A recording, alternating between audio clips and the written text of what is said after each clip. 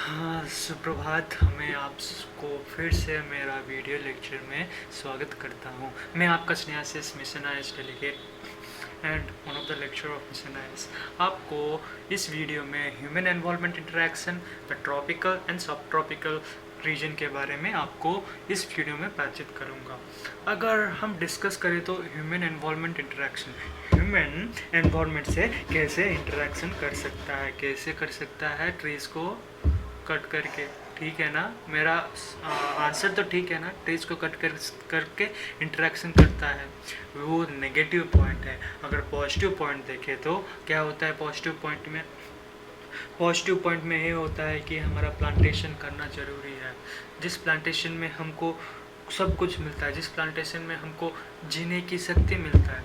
अगर डिस्कस करें तो life in the Amazon basin, अगर देखें तो आप recently news Amazon forest fire जो कि हुआ है, अमेजन फॉरेस्ट फायर में कुछ ग्लोबल वार्मिंग में इम्पैक्ट हुआ है, लैंडस्लाइड्स या फिर मेल्टिंग ऑफ ग्लेशियर्स, क्रिप्टोस्पेरो में, क्रायोस्पेरो में, सर नॉट क्रिप्टोस्पेरो, क्रायोस्पेरो में जो चेंजेस हुआ है वो सारा हम पढ़ चुके हैं। अगर आपको जानना हो तो कौन कौन सा स्पेयर में क्या क्या लिविंग बींग रहते हैं, वो मेरा पिछला वीडियो को रेफर कर सकते हो। सो अगर इस वीडियो में हम क्या डिस्कस करेंगे, अमेजन बेसिन कौन डिस्कवर किया है और वो कहाँ पे स्थित है और कौन कौन सा कंट्रीज़ में उनका योगदान होता है और कौन कौन सा कंट्रीज़ में उनका हस्तक्षेप रहता है, वो सारा हम इस वीडियो में पढ़ेंगे। अगर डिस्कस करें तो Amazon river was discovered by Spanish explorer. Spanish explorer से ये डिस्कवर हुआ है, उसका नाम है विनिटी वेज पिनोज के पास, और वो ही जो कि अमेजन रिवर को डिस्कवर किया। The Amazon basin lies in the tropical region close to the equator. Equator के पास ट्रॉपिकल रीजन में जो कि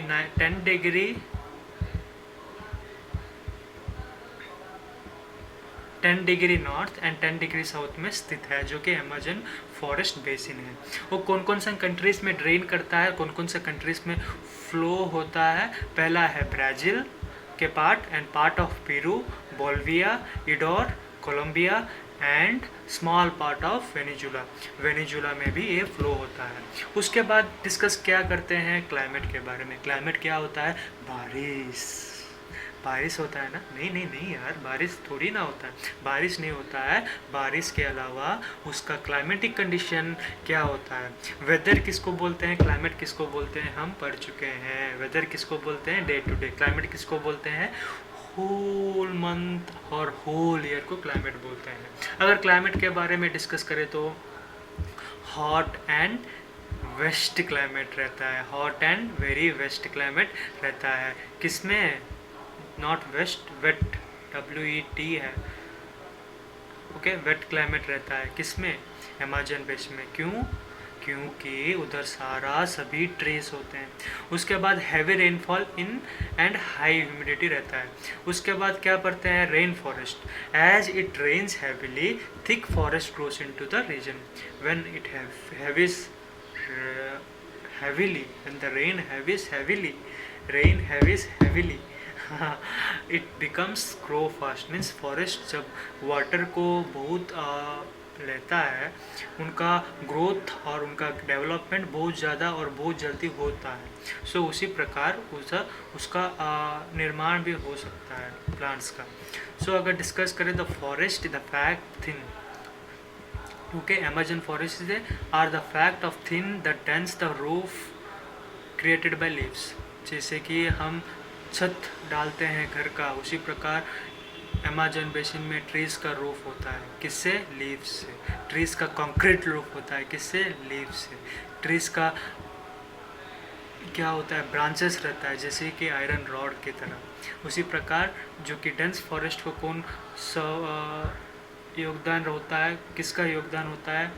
रूफ्स का, जो कि लीव्स की तरह उनको सनलाइट को अलाउ नहीं करते हैं ग्राउंड को टच करने के लिए, इसीलिए वो वेटलैंड भी कहते हैं। The rain forest is rich in fauna. अगर वो रेन फॉरेस्ट हुआ वो रिच इन फाउना भी हो सकता, flora and fauna. The basin is house of thousands of species Peoples of the rainforest grow most of their small food in small areas, clearing some trees in the forest. Forest को clear करके वो अपना घर बसाते हैं for agriculture as well as slash burning. कहाँ पे होता है? अमेजन बेसिन में, और जो कि डेंस फॉरेस्ट में भी हो सकता है. ठीक है, उसके बाद हम क्या पढ़ेंगे next? Yes, life in Ganga and Brahmaputra basin.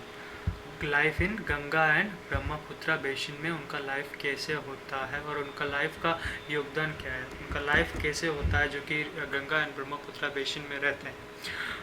पहला है इंडियन सब कॉन्टिनेंट में वो स्थित है. इंडियन सब कॉन्टिनेंट में गंगा एंड ब्रह्मपुत्र स्थित है जो कि नॉर्थन साइड में रहता है. उसके बाद the plain of the Ganga and Brahmaputra and the mountains and the foothills of the Himalayas and the Sundarban delta are the main feature of the region. कौन सा डेल्टा उसका मेन फीचर है? सब कॉन्टिनेंट और गंगा ब्रह्मपुत्र बेसिन में Sundarban delta. The basin area is varied topology. The mountain areas are steep slopes have inhospitable terrain, जिसमें योगदान means इसमें कुछ भी प्लांटेशन या फिर एग्रीकल्चर का उतना स्कोप उसमें नहीं रहता है, जो कि स्टिप स्लोप होते हैं. उसके बाद मेन एग्रीकल्चर इस बेसिन में क्या क्या होता है?